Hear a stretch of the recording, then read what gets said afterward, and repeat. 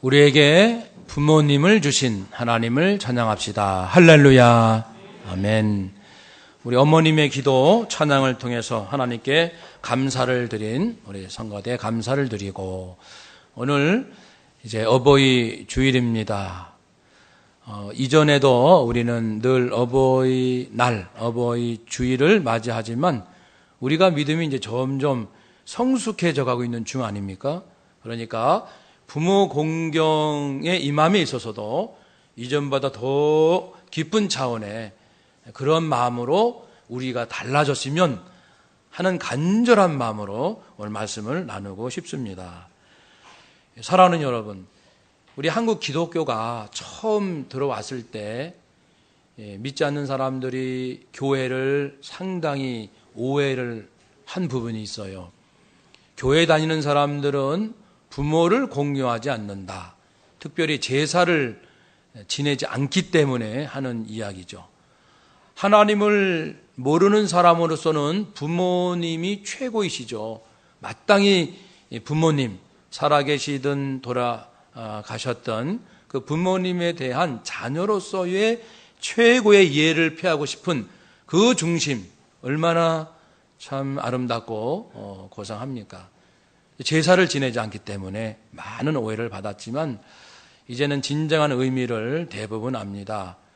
부모를 만드시고 부모를 또 품으셨던 하나님이 계시기 때문에 그 하나님께 오히려 감사를 드리며 부모의 사랑을 기억하는 것이 더 올바른 사람의 도리인 것을 알고 우리는 이제 제사보다는 하나님께 추도 예배를 드리게 됩니다.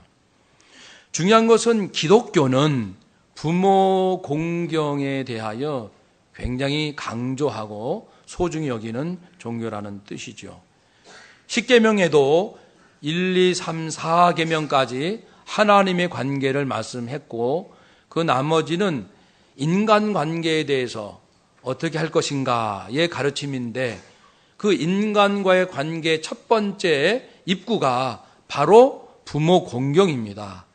부모 공경을 함으로써 사람을 사랑하는 일이 시작된다는 성경적 그 영적인 의미가 있습니다.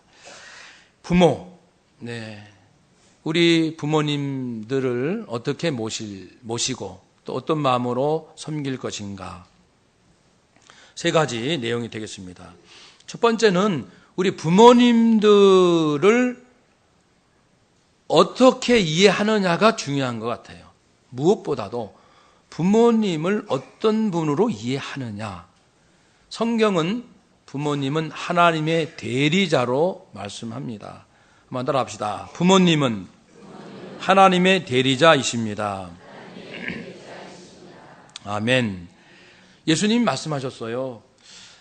인간 중에 혹 악한 사람, 악한 인간이라도 자기 자녀에게는 좋은 것을 줄 안다. 다른 사람에 대해서는 악한 사람도 자녀 앞에서는 선하다. 선하고자 한다. 그런 뜻이죠.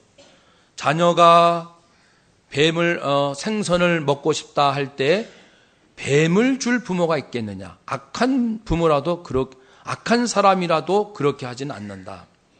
떡을 달라 하는데 돌을 줄 부모가 있겠는가? 악한 사람이라도 자기 자녀에게는 악을 행하지 않는다라는 말씀입니다. 그만큼 인간으로서의 악해도 부모로서의 인간은 하나님의 그 모습을 가장 닮아가는 모습이라는 뜻입니다. 부모님들의 말씀이 하나님의 말씀을 대변하고 있다는 증거가 있습니다. 그것은 오늘 이제 점심 드시고 오후 나눔의 시간 이제 가질 텐데 두 가지 질문을 나눌 겁니다. 두 번째 질문은 부모님께서 나에게 평소에 늘 강조하셨던 말씀이 뭘까요? 그것을 나누는 겁니다. 부모님들이 나에게 자주 강조하셨고 또 오래도록 이렇게 잊지 않도록 하신 말씀들, 우리 구역장 인도자 모임에서 미리 한번 나눠봤는데요. 부모님들은 남에게 피해를 주지 말라.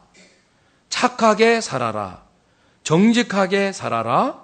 항상 즐겁게 일하라. 이런 좋은 말씀들을 하셨어요. 이런 말씀들을 모아보니까 성경 말씀이에요.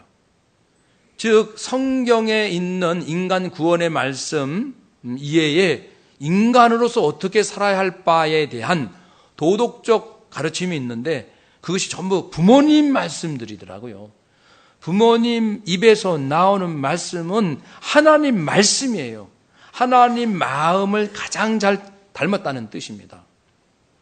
그것은 하나님의 형상이 인간의 죄로 깨졌지만 부모라는 그 가슴 속에 가장 잘 원형이 남도록 하나님이 하셨다는 뜻도 됩니다. 그러니까 부모님들 마음속에는 하나님의 말씀이 가장 많이 담겨 있습니다. 회사 사장님의 마음, 학교 교장 선생님의 마음, 인생 선배들의 마음, 국가의 대통령의 마음보다 부모님의 마음 속에 하나님의 마음이 가장 많이 담겨 있다는 뜻입니다. 그래서 비록 여러 가지 젊은 자녀 눈에는 부족한 듯 보이지만 인생의 지혜에 있어서는 과연 탁월하십니다. 그분들의 그 많은 삶의 경험들을 통해서 듣고 보고 살고 거기에서 얻은 것들을 자녀에게 전해주고 있습니다. 여러분 50년 동안 한결같이 어떻게 하면 이 지구상에 좀 더 나은 가치를 가지고 살아갈 것인가, 좀 더 나은 인생이 어디에서 찾을 수 있을까를 고민한 학자가 있습니다. 제러드 다이아몬드, 이름이 다이아몬드인데 이 다이아몬드 박사께서 3권의 책을 간격을 두고 이제 마지막 책을 쓰셨는데 그것이 어제까지의 세계, 이제 완결판이에요. 50년 동안 인류 문명을 연구한 결과 이렇게 해야 사람다운 사람이 될 수 있고 그리고 가장 바람직한 공동체를 이룰 수 있다. 정리가 됐는데 그중에 노인에 관한 부분이 있습니다. 노인은 우리 사회에서 가장 경험이 많은 분들이므로 우리가 늙은 부모를 어떻게 보살피는지 자식들이 지켜보고 있다는 사실을 명심해야 합니다. 노인은 손자들을 정성껏 돌보며 일하는 자녀에게 양육의 부담을 덜어주고 손자와 자신의 삶을 풍요롭게 할 수 있습니다. 정년 제도를 통한 강제 퇴직 제도는 미국에서 실패했습니다. 우리 사회에서 가장 경험 많은 사람들의 능력을 활용하는 편이 훨씬 낫다는 것을 빨리 깨달아야 합니다. 육아에서도 아이들을 양육하는 육아에서도 다양한 연령층의 아이들과 함께 놀게 해줘야 합니다. 또래끼리 놀게 하는 것이 이게 독이라는 거예요. 인간 성장에서 또래끼리 노는 거, 또래만 노는 거. 그리고 가능하면 어른들과 아이들이 자주 접촉하도록 도와주세요. 여러분, 그래도 한 학자가 50년 동안 인류 전 문명을 연구한 결과라면 그래도 좀 들을만 하잖아요. 아이들 잘 키우시려면 어른들을 자주 만나고 할머니, 할아버지 자주 만날 수 있도록 해야 된다. 잘못된 젊은 부모들은 이제 할머니들이, 할아버지들이 뭘 잘못 가르칠까봐 겁을 내고 가능하면 못 만나게 하고 뭐 냄새 난다고 그리고 좀 위생적으로 좀 뭐하다고. 그러니까 그런 젊은 부모들이 몰라도 너무 모르는 거죠. 어리석어도 한참 어리석은 거죠. 인생을 모르는 거예요. 그저 똑똑하고 그리고 자기 몫을 잘 챙기고 영악한 아이는 키울 줄 모르지만 사람으로 못 키우는 거예요. 그렇게 해가지고는. 그래서 하나님의 말씀은 언제나 3대가 같이 이렇게 만나고 이야기하고 경험하는 것이 서로 좋다는 거예요. 할머니, 할아버지도 손자, 손녀를 만나야 자기 인생도 더 젊어지고 그리고 생기를 되찾고 아이들도 할머니, 할아버지를 만나야 엄마, 아빠가 줄 수 없는 그 깊이 있는 따뜻한 그 사랑, 그 말로 표현할 수 없는 것을 다 영적으로 받는 거예요. 예수님은 본래 하나님이셨지요. 그러나 인간으로 오셨고 그래서 한 가정의 아기로 태어나셨습니다. 인간이 되셨기에 그분의 거룩한 신생은 간직하지만 인간의 성장의 과정을 그대로 이제 걷게 되십니다. 어릴 적부터 엄마 마리아, 아빠 요셉으로부터 율법을 배우고 하나님의 말씀을 공부합니다. 그래서 예수님은 지혜가 자라고 키가 자라고 하나님 사랑받고 사람들에게 사랑받는 인생이 되었다. 그렇게 성장하셨다라는 것입니다.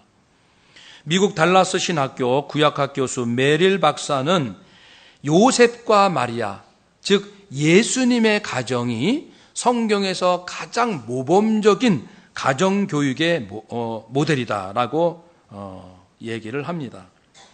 예수님께서 사람들에게 사랑스러워지셨다는 것은 아버지, 목수이신 아버지를 도와가며 30년 사는 그 삶이 근면, 정직, 겸손, 진실 이러한 생활임을 우리가 엿볼 수 있다는 것이죠.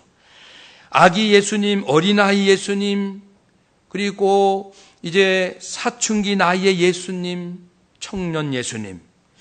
예수님은 성장하시면서 하나님을 섬기고 율법에 순종하고 부모를 공경하고 형제를 사랑하며 이웃을 아끼며 도와줄 줄 아는 반듯한 인간으로 자라나셨습니다. 예수님 또 그 12제자 있죠. 그분의 12제자들 공통점은 그 유명한 랍비, 성경 박사라 할 수 있는 고명한 랍비들한테 말씀을 배운 적이 없으시다는 공통점이 있습니다.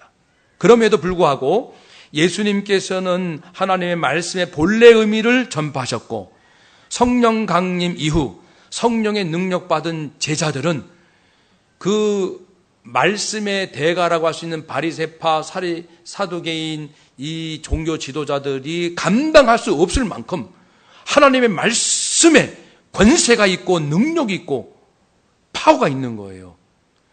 그 비결이 무엇일까? 두 가지죠. 예수님은 하나님께로부터 받은 말씀이 있고 예수님의 제자들 역시 하나님 성령으로부터 받은 말씀들, 특별히 사도 바울은 내가 여러분에게 전해준 말씀은 내가 사람에게 받은 것이 아니요 오직 예수 그리스도의 계시로 말미암은 것이라 이렇게 말씀합니다. 그럼과 동시에 또 하나는 가정에서 부모를 통하여 익히 배웠던 말씀들이 있습니다. 그러니까 예수님 또 제자들 모두가 가정에서 부모로부터 배운 하나님의 말씀과 함께 하나님 아버지로부터 직접 받은 말씀이 있었다는 것입니다. 그래서 이제 하나님의 그 계시를 받음으로 구약의 말씀을 잘 해석할 수 있었고 진정한 의미를 깨달을 수 있었고 그 말씀이 자신에게 새겨지고 생명의 말씀으로 나타나는 거예요. 생명의 말씀으로. 여러분, 오늘날도 우리가 비슷하게 경험할 수 있어요. 하나님 말씀을 전혀 모르는 상태에서 어느 날 계시를 받았다고 하는 사람이 혹 있는지 모르겠어요. 대부분 하나님께서 우리에게 말씀으로 깨우쳐 주시는데 그것은 말씀의 기초를 어느 정도 갖고 있는 사람들을 통해서 많이 말씀을 하셔요. 이미 말씀을 알고 있고 배운 이 바탕이 있는 상태에서 하나님은 더 풍성하게 말씀을 깨우쳐 주십니다. 물론 아주 특별한 경우도 있어요. 나는 이사야 30장 37절은 알지도 못해요. 말라기가 성경에 있는지 알지도 못해요. 성경에 무지한 사람도 그 인생에 아주 심각한 문제가 있을 때 절망하지 말라고 성령께서 말씀을 직접 깨우쳐 주신 경우가 있어요. 무슨 책, 몇 장, 몇 절을 읽어라. 이런 식으로. 그런 건 아주 드문 경우입니다. 대부분은 기존에 내가 알고 배운 말씀의 토대 위에서 적절한 말씀, 깊이 있는 말씀, 살아있는 말씀으로 우리에게 주시는 거예요. 알고 있었는데 이 상황에서 살아있는 말씀으로 비로소 오는 거예요. 내가 얕게 알고 있었는데 하나님께서 깨우쳐 주심으로 그 말씀을 깊게 아는 거예요. 그 말씀을 내가 머리로 알고 있었는데 성령께서 깨우쳐 주심으로 생명의 말씀으로 변화되는 거예요. 가슴의 말씀으로, 머리의 말씀에서 가슴의 말씀으로. 그러니까 우리가 성경에서처럼 이스라엘의 가정처럼 늘 어릴 적부터 말씀으로 우리 가정을 지도해야 되는데 그것이 바로 부모님의 역할입니다. 부모님의 그러한 사랑이 있었기 때문에 예수님이 나타나셨고 제자들이 하나님께 크게 쓰임받을 수 있었습니다. 여러분, 부모님은 하나님의 대리자이십니다. 특별히 말씀을 양육하시는 아빠, 엄마는 그야말로 하나님의 대변자이십니다. 그러니까 하나님을 잘 섬기는 부모님 말씀을 잘 들어야 합니다. 물론 요즘은 하도 이단이 많고 부모가 공산주의로 나를 입회시킨다고 하면은 그건 옳지 못하죠. 그런 거 빼고 거짓된 사상이나 거짓된 종교나 이단에 끌고 가는 것 말고는 하나님 안에서, 말씀 안에서 부모님에게 마땅히 우리가 그 소중함을 깨닫고 존중해야 합니다. 두 번째, 효도는요, 내가 직접 해야 돼요. 내가 직접. 마가복음 7장 11절 말씀, 그 당시에 어떤 풍조가 있었냐면은 유대인들이 하나님의 말씀대로 한다고 하면서 신명기 말씀을 인용하고 고르반 하나님께 드림이 되었다. 아람어인데 하나님께 먼저 드려라, 이런 사상이 있었어요. 하나님의 가르침. 하나님께 드릴 줄을 알아야 한다. 하나님께서 우리 부모보다 위시다. 하나님은 만물을 창조하시고 우리 부모를 낳으시고 나를 낳으시고 하나님은 우리와 부모의 인생의 주인이시다. 하나님께 마땅히 섬기고 예물을 드려라. 고르반, 그런 가르침이 있었는데 이제 이것이 잘못 왜곡이 돼가지고 그 당시 사람들이 부모 공경하기 싫으니까 이제 어떻게 했냐면 하나님께 드렸으면 부모님께는 안 드려도 된다라는 식의 풍조가 있었어요. 그러니까 그 예수님께서 오셔서 그것에 크게 책망을 하셨지요. 너희들은 어떻게 하나님의 올바른 말씀을 폐하고 잘못된 풍조를 따라가느냐. 즉 하나님께 드릴 것은 하나님께서 드리는 것이고 부모를 공경할 것은 부모를 공경해야 된다는 말씀이죠. 부모 공경을 하나님 경외로 대체시켜서는 안 됩니다. 내가 부모님, 하나님께 이렇게 잘하고 있으니까 부모에게 좀 못해도 된다. 이것은 하나님의 온전한 뜻이 아닙니다. 어느 장로님이 이런 일이 있었어요. 아들이 이제 커가지고 취직을 했어요. 첫 번째 월급을 받았어요. 내 인생의 주인이신 하나님께 이 첫 번째 월급을 다 드립니다. 가끔 이제 그런 청년들이 있거든요. 다 드립니다. 저도 군대에서 비슷한 일을 한번 해본 적이 있어요. 누가 용돈을 부자인 친척이 오셔서 좀 제법 많은 물질을 주셨는데 제가 군종인데 군대 교육을 다 바쳤어요. 근데 다 바치고 났더니 그 다음부터 제가 이 취사 쪽에 도와주는 일을 하게 돼가지고 먹는 거는 제대할 때까지 잘 먹게 됐어요. 또 다른 아주 좋은 즐거운 일이 많았어요. 그건 재밌는 이제 이야기지만은 하여튼 이렇게 하나님께 다 드리고 나서 부모님께는 별로 안 하는 거예요. 그러니까 이 장로인 아버지가 화를 내시면서 불렀어요. 아들을. 일로 와봐라. 하나님이 너를 길러주셨다. 맞다. 나는 너를 위해서 한 거 없었니? 나는 뭐 했니? 나는 한 게 아무것도 없어?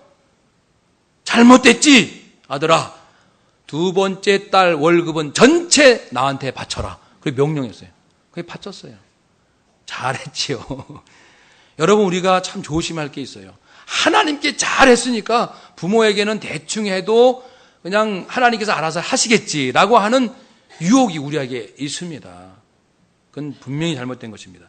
우리 형편껏 최선을 다하여 부모를 공경하고 받드는 것, 그것이 하나님의 뜻입니다. 하나님께 드리는 것과 부모를 공경하는 것을 섞으면 안 돼요. 이쪽 했다고 이쪽이 대충 넘어가서도 안 될 일입니다. 부모님이 좀 부족하셔도 또 나에게 아픔을 주셨다 하더라도 자녀로서 부모에게는 마땅히 공경해야 합니다. 충청북도 제천 출신 판사 한 분이 계셔요. 그분이 이제 허리가 이렇게 많이 굽은 장애인이신데 이런 사연이 있습니다.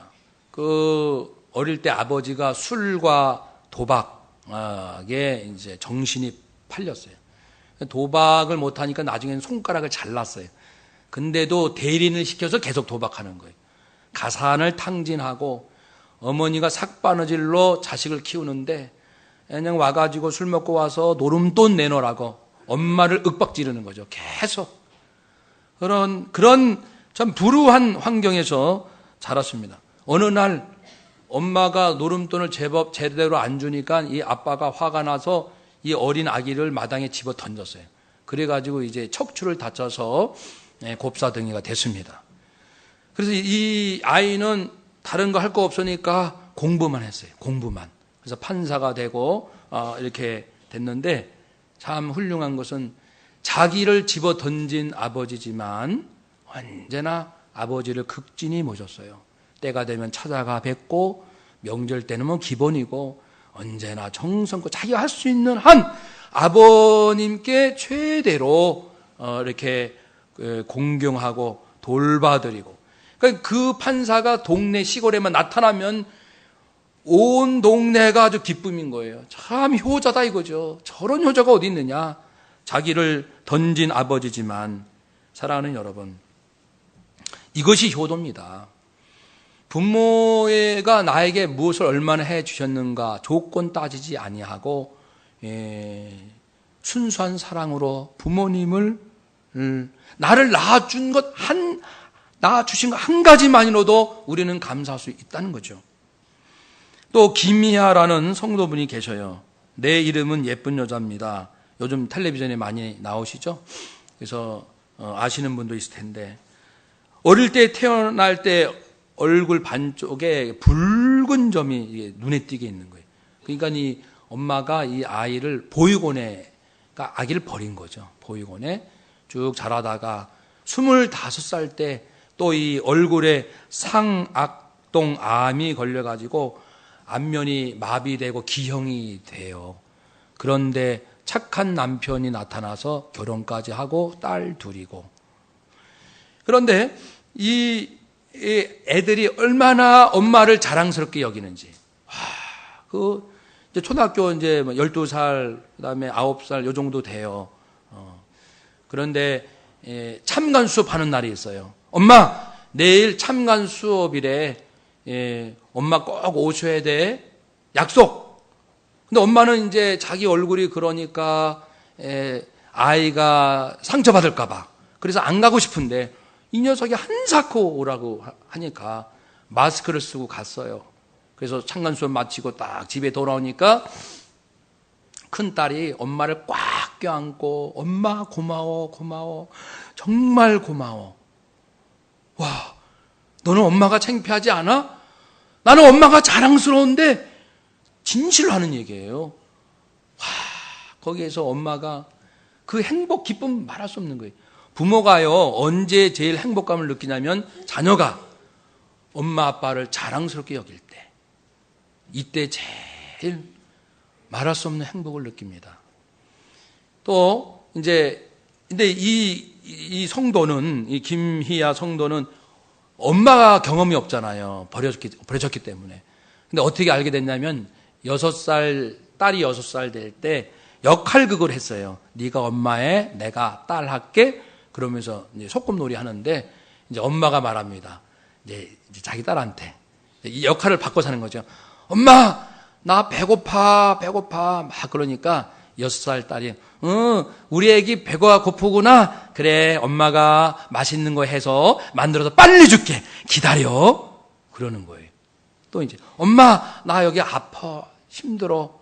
그러니까 6살 아이가 또 엄마 역할을 하면서 아파? 많이 아파? 그래, 엄마가 너를 위해서 빨리 낫도록 기도해 줄게. 엄마가 너를 도와줄게. 돌봐줄게. 거기에서 엄마 사랑을 깨달았다는 거예요. 자기 딸을 통해서 엄마는 이런 마음이구나. 그러면서 마음의 위로도 받고. 그런데 이 김희아 성도님은 마지막으로 고백하는 것은 나는 모든 것을 정말 감사합니다. 감사드리고 또 애들도 내 얼굴에 이런 흉점을 복점이라고 불러주고 엄마는 예쁜 엄마. 그래서 책 이름이 우리 엄마는 예쁜 엄마. 우리 엄마 이름은 예쁜 엄마. 예쁜 엄마라고 이름을 지어주고 그런데 참 감사하고 무엇보다 감사한 것은 나를 낳아주신 어머니, 아버지. 비록 그분들이 나를 버리셨지만 나 때문에 상처를 받으실지 모르겠지만 나를 낳아주신 것 감사해요. 이 텔레비전 보고 계시면 엄마, 아빠 사랑해요. 저는 저를 낳아주셔서 정말 감사해요. 이 인사를 하는 거예요. 사랑하는 여러분, 이 부모를 공경하라는 것은 하나님의 명령입니다. 부모를 공경하지 않고서 하나님을 경외하기 어렵습니다. 예수님도 친히 효도하셨습니다. 자신이 이 땅에 오셔서 병자 고치시고 귀신을 쫓으시고 천국 진리 전파하시고 연약한 자 고치신다는 것 때문에 부모 공경을 회피하거나 핑계대지 않았습니다. 하나님, 제가 하늘의 일을 하오니 이제 부모는 하나님께서 다 책임져 주옵소서라고 하지 않았습니다. 예수님 이 땅에 30년 되기까지 부모 곁에 계셔서 충성을 다했고 공생에 하는 동안에도 참 눈물 찡한 순간은요. 갈릴리 가나 지역에 가서 기적을 베푸신 적이 있었어요. 결혼 잔치에 포도주가 떨어져서 흥이 좀 깨지는 순간 마리아, 예수님의 육신의 어머니 마리아가 예수님을 아들 예수를 부릅니다. 어떡하지? 포도주가 떨어졌다는데 그러니까 어떻게 좀 해보라고 말합니다. 그러니까 기적을 베풀어 달라고. 예수님은 아들 예수가 메시아인 걸 압니다. 천사가 이미 알려줬기 때문에. 분명히 알고 있습니다. 그러니까 아들 예수는 할 수 있다는 것을 압니다. 아들에게 부탁합니다. 그럴 때 아들 예수님께서 하신 말씀이 있습니다. 여자여 나와 무슨 상관이 있나이까? 어머니를 여자여라는 것은 무리한 표현이 아니고 여인에 대한 높은 호칭입니다. 나와 무슨 상관이 있나이까? 내 때가 아직 이르지 아니하였나이다. 어머니는 육신의 어머니이시지만 나는 메시아로 하나님의 영광을 드러내야 할 이 일을 할 때 아직 때가 안 됐습니다. 이렇게 요구하시면 안 됩니다. 그런 뜻입니다. 아직은 내 때가 되지 않았습니다. 나와 무슨 상관이 있단 말입니까? 왜 나에게 이런 불편한 부탁을 하십니까? 여러분, 하나님께서요, 어떤 걸 딱 작정하셨는데 그것을 변경하시는 경우가 있어요. 그것은 절체절명의 위기에서 하나님께 부르짖는 경우 하나님의 뜻이 바뀌는 경우가 있어요. 대개는 징계와 심판을 내리려고 했는데 아브라함이 소돔과 고모라의 그 징계, 하늘의 불로 심판하려고 할 때 그것을 막기 위한 기도를 했습니다. 오 하나님, 소돔과 고모라 성을 멸하시려 하나이까? 여기에 의인이 50명만 있다면 좀 살려주세요. 살려주지 않겠어요? 45명. 아니요, 40명. 아니, 30명. 죄송해요 하나님. 20명은요? 한 번만 더요. 10명만 있을지라도 이 성을 멸하시겠나이까? 하나님은 그 간청에 마음을 바꾸십니다. 그래, 10명만 있어도 내 이 성을 멸하지 않겠다. 왜냐하면 소돔과 고모라 성이 너무 악하기 때문에 심판할 수밖에 없었어요. 그럼에도 불구하고 아브라함의 기도를 들으시고 마음을 바꾸시는 경우, 또 사사시대에 이스라엘 백성이 번번이 하나님 뜻을 거역할 때 그들이 살려달라고 애원을 합니다. 하나님 살려주세요. 살려주세요. 그럴 때 하나님이 뜻을 돌이키사, 마음을 돌이키사 사사를 세워서, 지도자 사사를 세워서 외침당한 이 절체절명의 위기에 당한 이스라엘 민족을 구출하십니다. 여러 차례 하셨습니다. 그럴 때 하나님은 당신의 뜻을 변경시키십니다. 꼭 심판하려고 했는데 누군가가 아주 간청을 하니까. 이만큼 하나님의 뜻을 변경한다는 것은 쉬운 일이 아니란 뜻이에요. 그런데 지금 예수님께서 여자여, 어머니라고 합시다. 어머니, 왜 나한테 이런 부탁을 하십니까? 나는 메시아로서 내 영광을, 하나님의 영광을 드러낼 때가 아직 안 되었습니다. 아직은 아닙니다.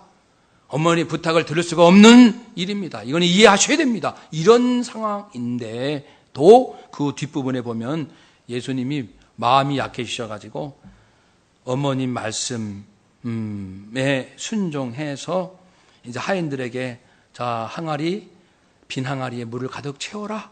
그렇게 하고 하나님의 예수님의 생명의 능력을 불어넣어서 기적이 일어나서 물이 포도주가 되고 하인들이 나눠주고 그 혼인잔치가 기쁨으로 끝났어요.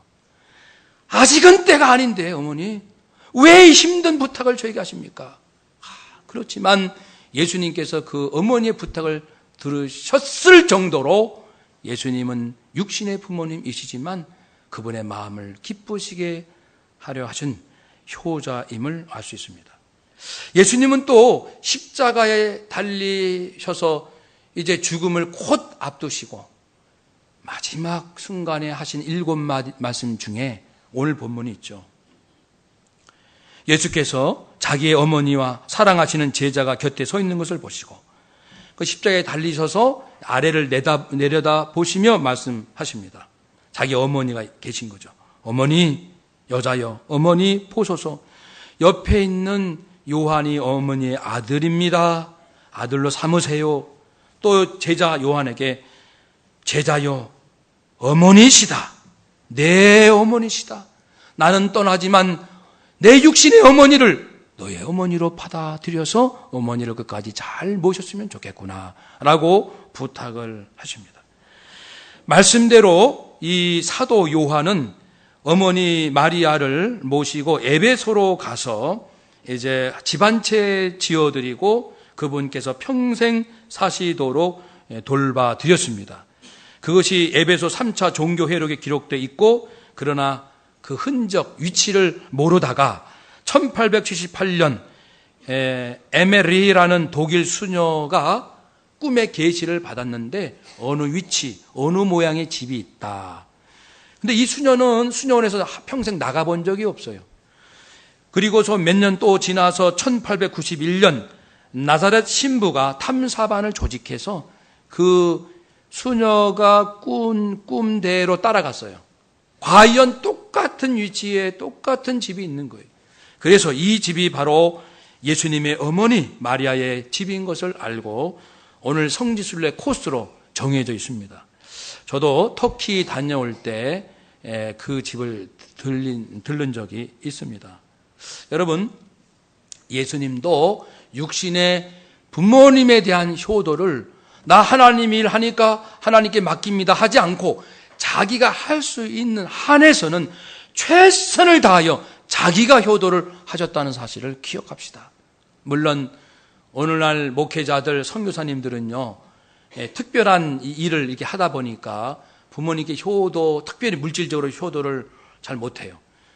제가 아는 50대 중반 되는 목사님도 50대 중반이면 이제 인생이 지긋하는데 물질이 없어서 부모님께 잘 못 친척들 찾아가지 못하는 분이 우리 영등포 노회 안에도 있어요.